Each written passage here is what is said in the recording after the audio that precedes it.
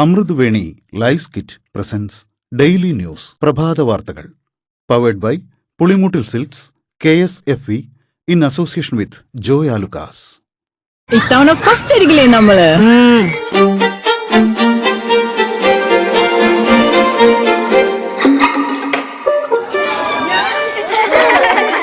കുട്ടികൾക്കൊക്കെ പെയിൻ ശല്യം ഉണ്ടാകും. അതുകൊണ്ട് ലൈസ് കിറ്റ് ഉപയോഗിച്ച് ക്ലാസ്സിൽ വരാൻ പ്രത്യേകം ശ്രദ്ധിക്കണം. ലൈസ് കിറ്റ് ലൈസ് റിമൂവർ പെയിൻ ശല്യത്തിൽ നിന്നും ഉടനടി ആശ്വാസം. നമസ്കാരം, ഞാൻ ഡെയ്സി ബിജു. ഡെയിലി ന്യൂസിന്റെ പ്രഭാത വാർത്തകളിലേക്ക് സ്വാഗതം. ഇന്ന് ഏപ്രിൽ 8 ബുധനാഴ്ച. കേരളം നാളെ പോളിംഗ് ബൂത്തിലേക്ക്. വോട്ടെടുപ്പ് യന്ത്രങ്ങളുമായി പോളിംഗ് ഉദ്യോഗസ്ഥർ ഇന്നുച്ചയോടെ വോട്ടെടുപ്പ് കേന്ദ്രങ്ങളിലെത്തും. വാദ്യമേളങ്ങളും കൊടികളേന്തിയുള്ള ശക്തി പ്രകടനങ്ങളുമായി നിയമസഭാ തെരഞ്ഞെടുപ്പിന്റെ പരസ്യ പ്രചാരണത്തിന് കൊട്ടിക്കലാശം.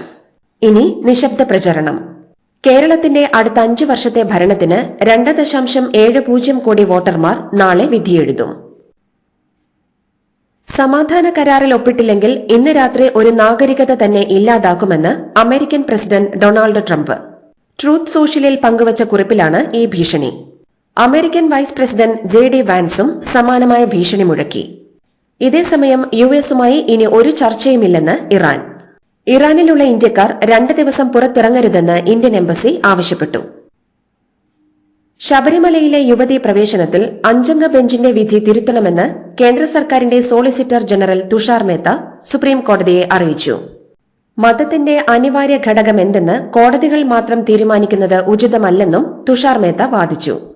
അതേസമയം സ്ത്രീകൾക്ക് ആർത്തവ സമയത്ത് ഇപ്പോഴും തൊട്ടുകൂടായ്മയുണ്ടോയെന്ന് ജസ്റ്റിസ് നാഗരത്ന ചോദിച്ചു. കേരളത്തിൽ ഭരണമാറ്റമുണ്ടായാൽ സ്പെഷ്യൽ എഡ്യൂക്കേറ്റർമാരുടെ നിയമന കേസിൽ പ്രശ്നപരിഹാരമാകുമോ എന്ന് സുപ്രീം കോടതി. ഇടത് അധ്യാപക സംഘടനയായ KSTAയുടെ ഭാഗമായ കേരള റിസോഴ്സ് ടീച്ചേഴ്സ് അസോസിയേഷൻ നൽകിയ ഹർജി പരിഗണിക്കവെയാണ് ജസ്റ്റിസ് ദീപാങ്കർ ദത്ത അധ്യക്ഷനായ ബെഞ്ച് ഇങ്ങനെ ചോദിച്ചത്. കേന്ദ്രമന്ത്രി അമിത്ഷായെ വീട്ടിലെത്തി കൂടിക്കാഴ്ച നടത്തിയതിന് പിറകിലെ അജണ്ട എന്താണെന്ന് മുഖ്യമന്ത്രി പിണറായി വിജയൻ വെളിപ്പെടുത്തണമെന്ന് AICC general secretary KC Venugopal. ആ കൂടിക്കാഴ്ചയിലാണോ ഡീൽ രൂപപ്പെട്ടതെന്ന് വേണുഗോപാൽ ചോദിച്ചു. മോനെ വിജയ ആവർത്തിച്ച് തെലങ്കാന മുഖ്യമന്ത്രി രേവന്ത് റെഡ്ഡി. പിണറായി വിജയന്റെ അധിക്ഷേപം അനുഗ്രഹമായി കാണുന്നുവെന്നും ഗൌനിക്കുന്നില്ലെന്നും രേവന്ത് റെഡ്ഡി പറഞ്ഞു. കേരളത്തിലെ ജനങ്ങളെ അധിക്ഷേപിക്കരുതെന്നും പിണറായിയുടെ കാലം കഴിഞ്ഞുവെന്നും പറഞ്ഞ അദ്ദേഹം ബൈ ബൈ പിണറായി എന്ന് കുറിച്ചു. സംസ്ഥാനത്തെ ദുരിതത്തിലാക്കിയ മഹാപ്രളയം മനഃപൂർവ്വം സൃഷ്ടിച്ചതാണെന്ന് വെളിപ്പെടുത്തുന്ന മന്ത്രിയുടെ ശബ്ദരേഖയിലെ ഉള്ളടക്കം സംബന്ധിച്ച് UDF സർക്കാർ അന്വേഷണം നടത്തുമെന്ന് AICC general secretary KC Venugopal MP. Pinarayi സർക്കാരിന്റെ അഴിമതികളും ഊരാളുങ്കലിന്റെ ഇടപാടുകളും അടുത്ത UDF സർക്കാർ അന്വേഷിക്കുമെന്നും അദ്ദേഹം പറഞ്ഞു.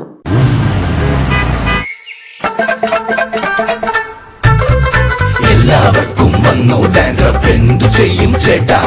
പേടിക്കണ്ട, ഇവിടുണ്ടല്ലോ ഡാൻഡ്രോക്കിറ്റിൻ ഓയിൽ. ഉടനടി മാറും ടാരൻ, ഉപയോഗിക്കൂ വേഗം. അമൃതവേണി ഡാൻഡ്രോക്വെറ്റ്, ദി അൾട്ടിമേറ്റ് ഡാൻഡ്രഫ് സൊല്യൂഷൻ. കൊട്ടിക്കലാശത്തിനിടെ പട്ടാമ്പിയിൽ കല്ലേറും കൂട്ടത്തല്ലും. LDF UDF റാലികൾ കടന്നുപോകവെ കല്ലെറിയുകയായിരുന്നു. പിന്നാലെ കൂട്ടത്തല്ലുണ്ടാവുകയും ചെയ്തു. സംഭവത്തിൽ 3 CPM പ്രവർത്തകർക്കും ഒരു യൂത്ത് കോൺഗ്രസ് പ്രവർത്തകനും ഒരു പോലീസ് ഉദ്യോഗസ്ഥനും പരിക്കേറ്റു. പോലീസ് ലാത്തി വീശിയതോടെയാണ് സംഘർഷം അവസാനിച്ചത്. തെരഞ്ഞെടുപ്പ് പ്രചാരണത്തിന്റെ കൊട്ടിക്കലാശത്തിനിടെ അരുവിക്കരയിലും രാഷ്ട്രീയ പാർട്ടി പ്രവർത്തകർ തമ്മിൽ ഏറ്റുമുട്ടി. അരുവിക്കര എണിക്കരയിൽ കൊട്ടിക്കലാശം കഴിഞ്ഞ് മടങ്ങുകയായിരുന്ന CPM BJP പ്രവർത്തകർ തമ്മിലാണ് ഏറ്റുമുട്ടിയത്. നിരവധി പ്രവർത്തകർക്ക് പരിക്കേറ്റു. തെലങ്കാനയിലെ ജനങ്ങളെ കോൺഗ്രസ് വഞ്ചിച്ചുവെന്നും അതിനാൽ കേരളത്തിലെ ജനങ്ങൾ രേവന്ത് റെഡ്ഡിയെയും കോൺഗ്രസിനെയും വിശ്വസിക്കരുതെന്നും K ചന്ദ്രശേഖർ റാവുവിന്റെ മകൾ K കവിത. തെലങ്കാന മുഖ്യമന്ത്രി രേവന്ത് റെഡ്ഡി ഇപ്പോൾ കേരളത്തിൽ കോൺഗ്രസ് പാർട്ടിക്ക് വേണ്ടി പ്രചാരണം നടത്തുകയാണെന്നും തെലങ്കാനയിൽ നൽകിയ വാഗ്ദാനങ്ങളിൽ പകുതി പോലും നടപ്പാക്കിയില്ലെന്നും K കവിത ആരോപിച്ചു. കേന്ദ്ര സംസ്ഥാന സർക്കാരുകൾക്കെതിരെ ആഞ്ഞടിച്ച് പ്രിയങ്ക ഗാന്ധി MP. ഇരു സർക്കാരുകളുടെയും പിന്തുണ ലഭിക്കുന്നില്ലെന്നാണ് പ്രിയങ്ക പറയുന്നത്. 10 വർഷമായി ജനങ്ങളെക്കുറിച്ച് ചിന്തയില്ലാത്ത സർക്കാരാണ് ഭരിച്ചത്. കേരളം കടത്തിൽ മുങ്ങി. ബത്തേരിയിലെ തെരഞ്ഞെടുപ്പ് പ്രചാരണത്തിനിടെ പ്രിയങ്ക ആരോപിച്ചു. മദ്യം അർബുദത്തിന് കാരണമാകുന്നുവെന്ന ലേബൽ മദ്യക്കുപ്പികളിൽ പതിക്കേണ്ടതില്ലെന്ന് മനുഷ്യാവകാശ കമ്മീഷൻ ജുഡീഷ്യൽ അംഗം K ബൈജുനാഥ്. അർബുദത്തിന് കാരണമാകുമെന്ന ലേബൽ മദ്യക്കുപ്പികളിൽ പതിപ്പിക്കണമെന്ന് ആവശ്യപ്പെട്ട് സമർപ്പിച്ച പരാതിയിലാണ് നടപടി. പൊതുമരാമത്ത് മന്ത്രി മുഹമ്മദ് റിയാസും ഭാര്യ വീണ വിജയനും ജനപ്രാതിനിധ്യ നിയമത്തിലെ ചട്ടങ്ങൾ ലംഘിച്ചെന്നാരോപിച്ച് തിരുവനന്തപുരം 1ാം ക്ലാസ് ജുഡീഷ്യൽ മജിസ്ട്രേറ്റ് കോടതിയിൽ സ്വകാര്യ ഹർജി. നാമനിർദ്ദേശ പത്രികയ്ക്കൊപ്പം വരുമാനത്തിന്റെ പൂർണ്ണ വിവരങ്ങൾ നൽകിയില്ലെന്നാണ് ഹർജിയിലെ ആരോപണം. ഈ മാസം 22-നകം റിപ്പോർട്ട് സമർപ്പിക്കാൻ കോടതി പോലീസിനോട് ഉത്തരവിട്ടു. മഴക്കാല മുന്നൊരുക്കങ്ങളിൽ സർക്കാർ പരാജയമാണെന്ന് UDF. കേരളത്തിൽ മഴക്കാലം എത്തുമ്പോൾ തന്നെ പ്രളയഭീതിയും ആശങ്കയും കൂടിവരുന്നത് പതിവായിട്ടുണ്ട്. എറണാകുളം, കോട്ടയം, പത്തനംതിട്ട ജില്ലകളിൽ ആവർത്തിച്ചുണ്ടാകുന്ന വെള്ളപ്പൊക്കങ്ങൾ സംസ്ഥാനത്തിന്റെ പ്രളയ നിയന്ത്രണ സംവിധാനത്തിലെ ഗുരുതരമായ വീഴ്ചകളെ വീണ്ടും മുന്നിൽ കൊണ്ടുവരുന്നതായി UDF കുറ്റപ്പെടുത്തി. തെലങ്കാന മുഖ്യമന്ത്രി രേവന്ത് റെഡ്ഡിയെ ഡാഷ് മോനെ പ്രയോഗിച്ച മുഖ്യമന്ത്രി പിണറായി വിജയനെതിരെ രൂക്ഷ വിമർശനവുമായി ഷാഫി പറമ്പിൽ MP. നിലവാര തകർച്ചയുടെ അങ്ങേയറ്റമാണ് മുഖ്യമന്ത്രി പ്രകടമാക്കിയത്. അധികാരം നഷ്ടമായതോടെ പിണറായിയുടെ ഒറിജിനൽ മുഖം പുറത്തുവന്നെന്ന് ഷാഫി. വയനാട്ടിലെ കോൺഗ്രസ് നേതാവ് NM വിജയന്റെയും മകന്റെയും ആത്മഹത്യയ്ക്ക് കാരണം കുടുംബ പ്രശ്നങ്ങളാണെന്നും നേതാക്കൾക്ക് പങ്കില്ലെന്നും കോൺഗ്രസ് നേതാവ് KE വിനയൻ. ആത്മഹത്യാക്കുറിപ്പിൽ പോലീസ് ശരിയായ അന്വേഷണം നടത്തിയില്ലെന്നും കത്തിൽ കോൺഗ്രസ് നേതാക്കളിൽ ഒരാളുടെയും പേര് പരാമർശിച്ചിട്ടില്ലെന്നും അദ്ദേഹം പറഞ്ഞു. ഇത്തവണ ഫസ്റ്റ് അടിക്കില്ലേ നമ്മള്?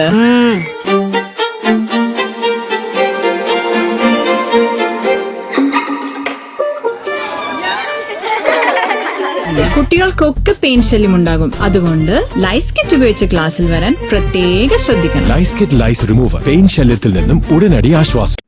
മണിപ്പൂരിലെ ബിഷ്ണുപൂർ ജില്ലയിൽ റോക്കറ്റ് ആക്രമണത്തിൽ 2 കുട്ടികൾ കൊല്ലപ്പെടുകയും അമ്മയ്ക്ക് പരിക്കേൽക്കുകയും ചെയ്തു. മണിപ്പൂരിലെ 5 ജില്ലകളിൽ മൊബൈൽ ഇന്റർനെറ്റ് സേവനങ്ങൾ 3 ദിവസത്തേക്ക് റദ്ദാക്കി. ബിഷ്ണുപൂരിൽ കർഫ്യൂ ഏർപ്പെടുത്തിയിട്ടുണ്ട്. മഹാരാഷ്ട്രയിലെ നാസിക്കിൽ ഇടവഴിയിലൂടെ സഞ്ചരിച്ച കാർ കിണറ്റിൽ വീണ് 6 കുട്ടികളടക്കം 9 പേർ മരിച്ചു. കോച്ചിംഗ് ക്ലാസ് കഴിഞ്ഞ് മടങ്ങിയ സംഘമാണ് അപകടത്തിൽപ്പെട്ടത്. റോഡരികിൽ മൂടാതെ കിടന്ന കിണറിലേക്കാണ് കാർ മറിഞ്ഞത്. ബംഗാളിൽ വോട്ടർ പട്ടികയിൽ നിന്ന് പുറത്തായത് 90 ലക്ഷത്തിലേറെ വോട്ടർമാർ. തിരഞ്ഞെടുപ്പ് കമ്മീഷൻ പട്ടിക പുറത്തുവിട്ടപ്പോഴാണ് അന്തിമ കണക്കുകൾ പുറത്തുവന്നത്. 22,163 വോട്ടർമാരുടെ കാര്യത്തിൽ ഇനിയും തീരുമാനമെടുക്കാനുണ്ടെന്നും കമ്മീഷൻ. ഹോർമുസ് കടലിടുക്കിന് സമീപമുള്ള ഇറാന്റെ തന്ത്രപ്രധാനമായ എണ്ണ കയറ്റുമതി കേന്ദ്രമായ ഖാർഗ് ഐലൻഡിൽ US സൈന്യത്തിന്റെ ബോംബാക്രമണം. ഇറാന്റെ എണ്ണ കയറ്റുമതിയുടെ 90% കൈകാര്യം ചെയ്യുന്ന ഈ ദ്വീപിലെ 50-ലധികം പോയിന്റുകളിലാണ് അമേരിക്കൻ പോർവിമാനങ്ങൾ ആഞ്ഞടിച്ചത്. അമേരിക്കയ്ക്കെതിരെ സമ്മർദ്ദമുണ്ടാക്കാൻ ഇറാൻ സൌദി അറേബ്യയുടെ കിഴക്കൻ പ്രവിശ്യയിൽ നടത്തിയ വൻ വ്യോമാക്രമണ നീക്കങ്ങൾ പ്രതിരോധ സേന തകർത്തു. എണ്ണ നഗരമായ ജുബൈലിൽ ഉണ്ടായ ആക്രമണങ്ങളിൽ 11 ബാലിസ്റ്റിക് മിസൈലുകളും 18 ഡ്രോണുകളുമാണ് തകർത്തത്. ഇറാനിൽ ഇസ്രായേൽ നടത്തിയ ആക്രമണങ്ങളിൽ പുരാതനമായ ജൂത ദേവാലയം പൂർണ്ണമായും തകർന്നു. തലസ്ഥാനമായ ടെഹ്റാനിലെ റാഫി നിയ സിനഗോഗാണ് ഇസ്രായേലിന്റെ വ്യോമാക്രമണത്തിൽ തകർന്നത്. ഹോർമുസ് കടലിടുക്കിലെ പ്രതിസന്ധി പരിഹരിക്കാൻ UN രക്ഷാസമിതിയിൽ അവതരിപ്പിച്ച നിർണായക പ്രമേയം റഷ്യയും ചൈനയും വീറ്റോ ചെയ്തു. രക്ഷാസമിതിയിലെ 15 അംഗങ്ങളിൽ 11 പേർ പ്രമേയത്തെ അനുകൂലിച്ചപ്പോൾ പാകിസ്ഥാനും കൊളംബിയയും വോട്ടെടുപ്പിൽ നിന്നും വിട്ടുനിന്നു. അമേരിക്കൻ പ്രസിഡന്റ് ഡൊണാൾഡ് ട്രംപിന്റെ ഇറാനെതിരായ അന്ത്യശാസനത്തെ എതിർത്ത് റഷ്യ. സമാധാനം ഇപ്പോഴും സാധ്യമാണെന്നും ചർച്ചകൾ വേണമെന്നും റഷ്യ ആവശ്യപ്പെട്ടു. അമേരിക്കൻ ഫ്രീലാൻസ് മാധ്യമ പ്രവർത്തക ഷെല്ലി കിറ്റിൽസൺ ബാഗ്ദാദിൽ നിന്ന് മോചിതയായി. മാർച്ച് 31-നാണ് ഷെല്ലിയെ ബാഗ്ദാദിൽ നിന്ന് തട്ടിക്കൊണ്ടുപോയത്. യുദ്ധസാഹചര്യം നിലവിലുള്ളതിനാൽ പുറത്തിറങ്ങരുതെന്നും എല്ലാവരും വീടുകളിൽ തന്നെ തുടരണമെന്നും കുവൈത്ത് ആഭ്യന്തര മന്ത്രാലയം അറിയിച്ചു.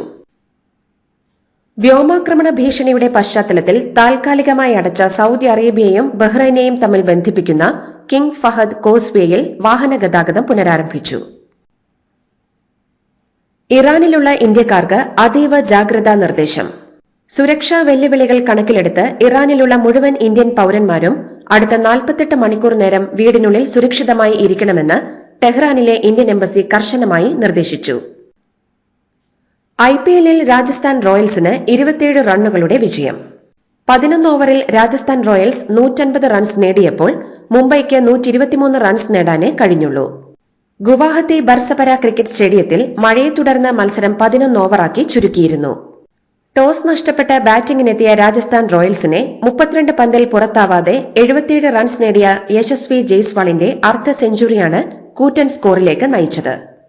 14 പന്തിൽ 39 റൺസെടുത്ത വൈഭവ് സൂര്യവംശിയും രാജസ്ഥാന്റെ വിജയത്തിൽ നിർണായക പങ്കുവഹിച്ചു.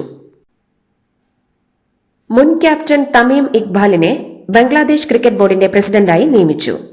അമിനുൽ ഇസ്ലാമിന്റെ നേതൃത്വത്തിലുള്ള ഡയറക്ടർ ബോർഡ് പിരിച്ചുവിട്ടതിനെ തുടർന്നാണ് ഈ നടപടി. ഇതോടുകൂടി ഡെയിലി ന്യൂസിന്റെ ഇന്നത്തെ പ്രഭാത വാർത്തകൾ സമാപിക്കുന്നു. ഡെയിലി ന്യൂസിന് വേണ്ടി വാർത്തകൾ വായിച്ചത് ഡെയ്സി ബിജു. ഡെയിലി ന്യൂസ് ലൈവ്.in വാർത്തകൾ വിരൽ തുമ്പിൽ.